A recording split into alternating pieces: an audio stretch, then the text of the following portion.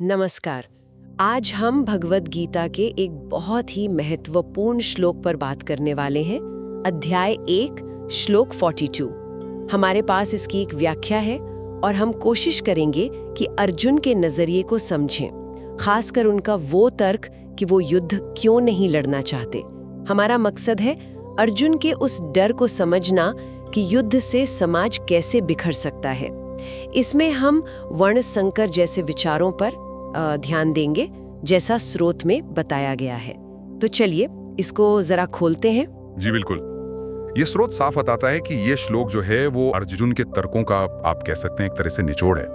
उनकी मुख्य चिंता यही है कि युद्ध के सामाजिक नतीजे क्या होंगे, मतलब समाज पर क्या असर पड़ेगा। हाँ, और स्रोत के हिसाब से अर्जुन सीधे सीधे कुल घनानाम यानी कुल का नाश करने वालों मतलब योद्धाओं को दोष दे रहे हैं। उनका तर्क है कि इन्हीं योद्धाओं के कर्मों से वर्ण संकर पैदा होगा। ये बात ही अपने आप में काफी सोचने वाली है कि युद्ध का असर समाज की बनावट पर देखा जा रहा है। बिल्कुल, स्रोत इसी जुड़ाव पर रोशनी डालता है। वो जो हिस्सा है दोषैरे तैर कुलग्नानाम वर्ण संकर कारकई ही, इसका मतलब यही है कुल का नाश करने वालों के वर्ण संकर पैदा करने वाले इन दोषों के कारण। और यहाँ वर्ण संकर का मतलब, जैसा स्रोत समझाता है, वो सिर्फ जातियों का मिश्रण नहीं है, बल्कि सामाजिक और पारिवारिक नियमों का टूटना है, एक तरह से पूरी व्यवस्था का भंग हो जाना। अच्छा, तो जब ये व्यवस्था भंग होती है तो उसका नतीजा क्या होता है? श्लोक में आगे कहा गया है, उत्साद्यन्ते जाति धर्मा कुल धर्माश्च शाश्वताः। ये उत्साद्यन्ते शब्द सुनने में बड़ा भारी लग रहा है। हाँ, भारी है।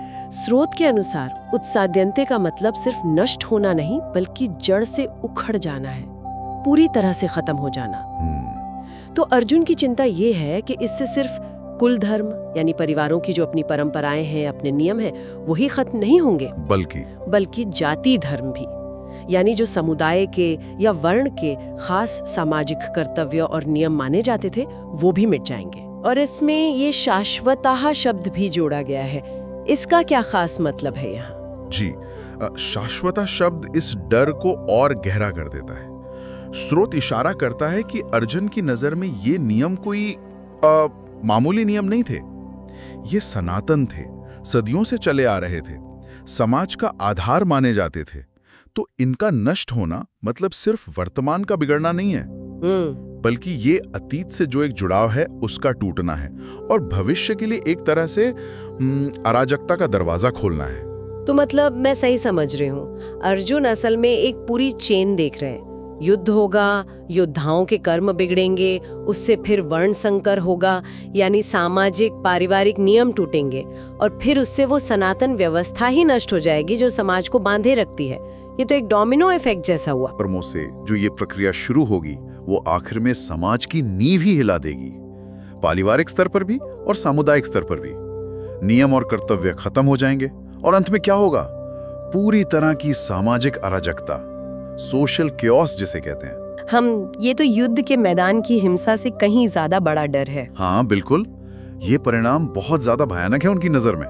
तो इस पूरी चर्चा से जो एक मुख्य बात निकल कर आ रही है वो ये है कि अर्जुन का युद्ध से पीछे हटना सिर्फ मतलब कोई व्यक्तिगत मोह या कमजोरी नहीं थी। स्रोत बता रहा है कि ये एक बहुत गहरी सामाजिक चिंता थी, एक तरह की भविष्यवाणी कि योद्धाओं का कर्म कैसे एक विनाश की लहर शुरू कर सकता है, जो परिवारों को तोड़ेगी, समाज में उथल-पुथल मचाएगी, सदियों पुरानी परंपराओं को मिटा देगी और आखिर में सब कुछ बिखेर कर रख देगी।